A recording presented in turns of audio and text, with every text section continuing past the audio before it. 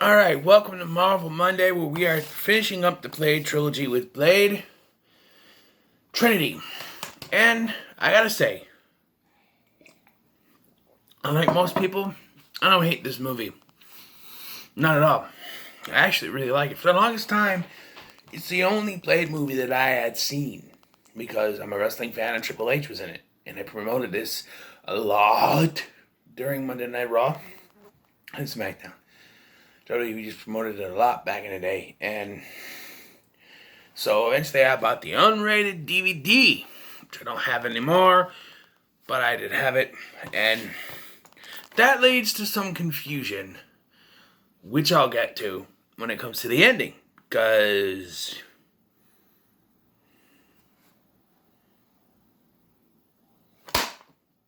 there's a fly that won't go away. And I'm trying to get it. But anyway,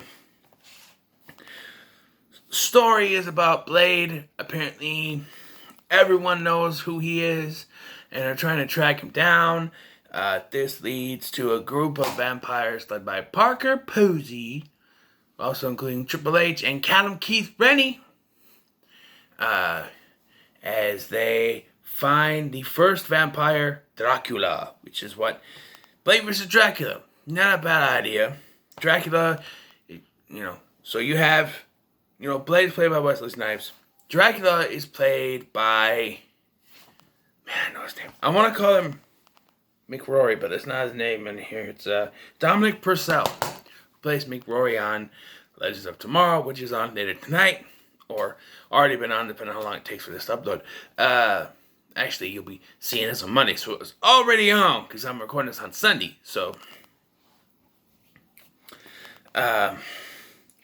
and these vampires set up Blade, and he kills a human, which leads to his arrest. During the attack on the compound, the police officers kill Whistler, so it's really worth it to bring him back for the second film, just to kill him off again, right? In which the vampires try to get Blade, but he is rescued by the Night Stalkers, that being Hannibal King and Abigail Whistler, the daughter of Whistler. Supposedly, from everything I've heard, says she's born out of wedlock. But Whistler always talks about the loss of his family and how they were his only family. You can conceive that she was born out of wedlock and he didn't know it, then why would she have his last name? Other than to tell us that she is his daughter. She could have taken on the name, but she didn't know the guy. She has no, connection to him, but I don't know.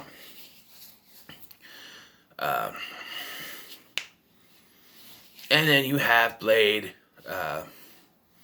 meeting with the Night Stalkers, which the casting, there's some concerns. The Patton Oswalt, Natasha Lyonne, gay American Pie, and the fat guy from the King. Well, there's more than one fat guy, but a guy from the King of Queens. Okay. At this point, that's what they were, Sure, there's a little girl. Does she ever get saved? I don't remember her ever getting saved. And then Whistler shows up, but it's Dracula. Because Dracula, or Drake, as they call him in this, Drake can change form. Because we know that from the classic Dracula film, he can change shape. Mostly it's into animals like bats or wolves. But here he can change into other humans, like a doctor, guy, or Whistler. And later, something else. But yes, so let's talk about the characterizations in this. I like Ryan Reynolds in this, as well as Jessica Biel. I think they're two very good additional characters. Yes, they were setting up for a Night Stalkers spinoff, because both Reynolds and Biel confirmed they had it in their contract for a Night Stalker spinoff. Never happened because this film bombed so hard, which I still don't get. I really like this movie. I think it's better than the second one. I now can acknowledge it's not better than the first one, but I think it's better than the second one myself. And so were some problems. David S. Goyer wrote and directed this one. Apparently, he clashed with Wesley Snipes, who was way into his ego at this point, and only showed up for close-ups, and would only respond to Goyer in sticky notes, signing them from Blade. These came from Patton Oswalt himself, who saw it go down. Apparently, he was out of control on the set. He didn't like Goyer as the director, and he was very vocal about it. And that shows in his performance. I mean, he comes out very irritated, but that's Blade, right? But he seems more so irritated. I don't think he has too many lines in this where he has some lines, but they're very quick. There's not really that many long dialogue lines like there were in the previous two. And you can tell that's because Snipes probably didn't want to do anything. I know there's a lot of shots, supposedly, you can't really tell, where they had a stunt double that had superimposed Wesley Snipes' face on it. There's not, you can really tell, except for the end, which we'll get to the end, because the ending confuses me in more ways than it should. Fly. But, yes, so there's a fight in the compound, and, Triple H fights with Hannibal. He dies. There's the Pomeranian. Falls off the building, I guess. Parker Posey's character burns to death on the stairs. I think that's her. I don't really care.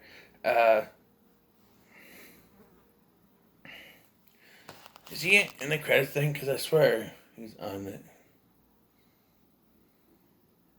No. The guy who played Raiden in Mortal Kombat Annihilation. I can't remember the actor's name, but he's in this. He plays an FBI agent.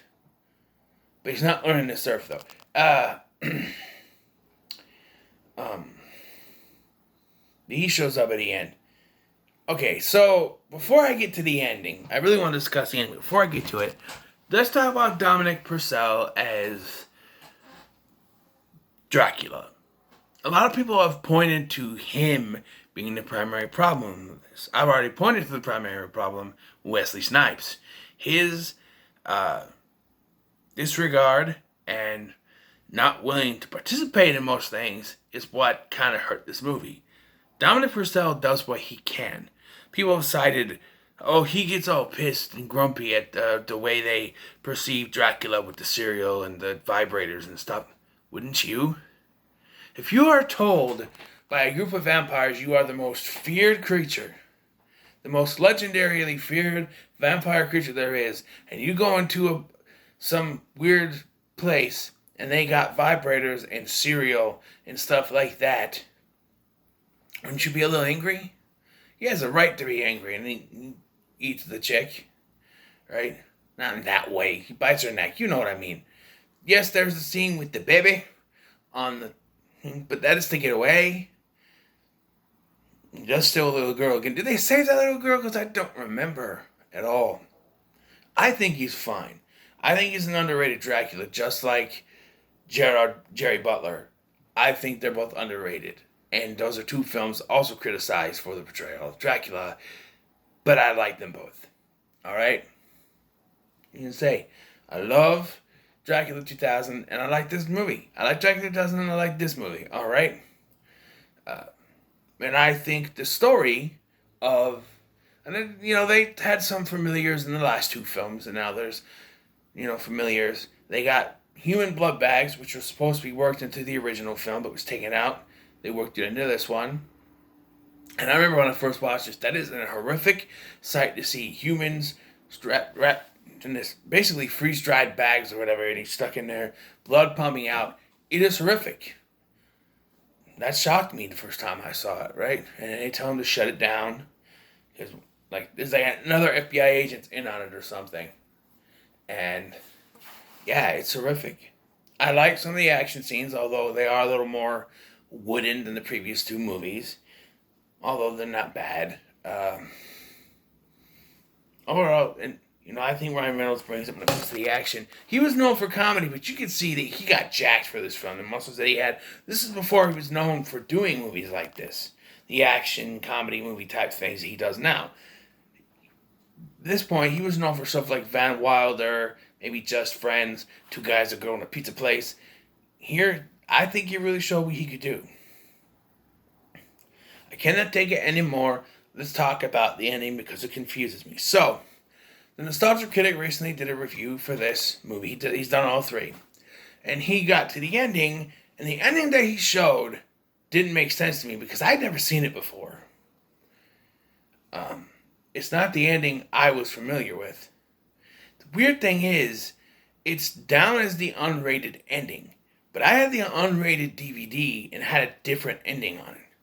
In this ending that we see on this viewing and in the Nostalgia Critic's video, after Drake and Blade have their fight, Drake says he's going to give Blade a parting gift, and they both collapse. This ends with Abigail and Hannibal walking up and finding both the bodies. We cut to the FBI swarming the place, going up and finding Blade just laying there by himself. I believe that's in both versions, but they're laying different in each, or the camera shots different in each one. And then they go to do an autopsy, and in this ending I'm talking about, that the Nostalgia Critic showed, it's on the Blu-ray. Blade wakes up, it's obvious stuntman, but Blade wakes up and attacks everyone. And then it cuts to Hannibal giving the voiceover, as for Blade, he's still out there, ever vigilant. For now, he rests. And you see Wesley Snipes, or Blade, and he's on the thing, he's got the glasses, and it turns around, it's CGI, of course, and the motorcycle takes off, which is in the other ending, but this ending to me doesn't make any sense, because it doesn't explain the parting gift, like in the ending I saw, and it just doesn't make any sense. Like, you can guess that it's supposed to be Drake, but we don't know that. And why would the parting gift be to frame him again, if it is Drake? Was it saving his life? It's not explained. However, the ending that I had on my DVD, which supposedly is not the unrated ending, although it was the unrated version, so I don't know, is basically the same, up to the point where they get him into the autopsy. As they go to do it, you hear the voiceover of Ryan Reynolds then saying, as for the parting gift, Drake's parting gift, and it explains, and he turns into Drake, revealing that it wasn't Blade, and they were able to get Blade out of there, which makes more sense than him just waking up and attacking everyone. It could imply that he's gone full vampire, but that doesn't make sense with the lore we've been presented. Also, I got a question before I go on further. They say that Hannibal King was a former vampire that was cured. Why are they not taking out his blood to see if there's still cure in there? I'm just saying, so they can actually have a cure. And cure Blade, which is what this series has been about. By this point, they don't care anymore, I guess. If he was cured, there could be antibodies in his blood that could help cure Blade. Why don't they do that? Or is it explained I just didn't pay attention? I don't remember that ever being explained. But anyway, that's the ending I remember from the DVD, is that he turns into Drake, reveals that it's Drake, he's dead, and then we cut to Reynolds or Hannibal, whatever, doing the voiceover. There's an alternate ending, which I found on the Blu-ray, thinking it was this one, but there's another one that I remember seeing that's also on the DVD, and it's cuts to 6 months later, shows the Night Stalkers, Abigail and Hannibal, in a casino fighting a werewolf, which was supposed to set up the Night Stalker spin-off that never happened. I guess they cut that out of the movie, but I'm just confused. Like, I thought I imagined it, but I did find the other ending on YouTube. It's on YouTube to watch, and it is on there, so I didn't imagine it. But when I watched the Nostalgia Critic's review, I went, that's not the ending. I don't remember him ever attacking anyone. That's not how it ends. He turns into Drake, and he's still dead. And then it cuts to Blade. Having Blade attack them, and then cut to a voiceover saying, as for Blade, leaving the voiceover as it was, before without the parting gift part. It doesn't make any sense. Why did he attack and then still be out there resting? It doesn't make any sense to me. Then again, people must say, well, this whole movie doesn't make any sense. I like it. And I'm going to give it an 8 out of 10 because I like it. I like it better than the second one. To me, it's more coherent. Yes, Wesley Snipes is not at his best in this movie, and they kill off Whistler again for no reason. But I think it's more enjoyable, to me, anyway, than the second one. I still think the first one, watching all three of these, first one's the best. So I'll do a ranking. At the bottom, Blade 2. In the middle is Blade Trinity, and the top is the original Blade. I really have come for a fondness. I have a fondness for the first one now that I didn't used to have. Still like this one, and Blade 2 just never hit right with me. So there it is. Marvel Monday. I finished this trilogy. But there's still another film in a duology. I've already done Daredevil in a Modern Monday video. But now I need to do its spin-off / sequel / who knows. Elektra. That'll be next week. Really looking forward to that. Never seen it before. I'll talk more about that in the next one. But until then, make sure to like, share, and subscribe. Thank you for watching. I've been Scotty. This has been Marvel Monday. And I'll see you in the next one.